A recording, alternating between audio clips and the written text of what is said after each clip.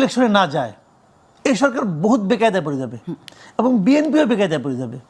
কারণ আওয়ামী লীগ নাই, একতরফা আওয়ামী লীগ নাই, জামাতও নাই, তাহলে বিএনপি ইলেকশন করবে কার সঙ্গে? এনসিপির সঙ্গে? এটা ভাই কোনো বাস্তব পরিস্থিতি না। বাংলাদেশের ইলেকশনে আসলে 12টা বাজে গেছে। আপনি যে ইলেকশনটা করতেছেন উনি অনেক বলতেছেন কিন্তু ইতিহাসের সর্বশ্রেষ্ঠ নির্বাচন উনি দিবেন, উনি কিন্তু বলেছেন এই কথাটা, উচ্চারণ করেছেন। কি বুঝে বলছেন আমি জানি না, উনি ইতিহাসও বুঝেন কিনা জানি না, সর্বশ্রেষ্ঠ বুঝেন কিনা আমি জানি না। একটা নির্বাচন হতে যাচ্ছে, আপনি একটা কথা মাথায় রেখেন, বাংলাদেশে মিনিমাম 1 কোটি ভোটার আছে, মিনিমাম 1 কোটি ভোটার আছে যারা জীবনে কোনোদিন নৌকা মার্কা ছাড়া অন্য কোনো মার্কায় ভোট দেয় নাই। এদের জন্য আপনি কি বিকল্প রাখছেন? আপনি এদের জন্য কি বিকল্প রাখলেন? একটা নির্বাচন যে আপনি করবেন, সেই নির্বাচন এটা বিপুল নির্বাচনটা আপনি কার জন্য করবেন?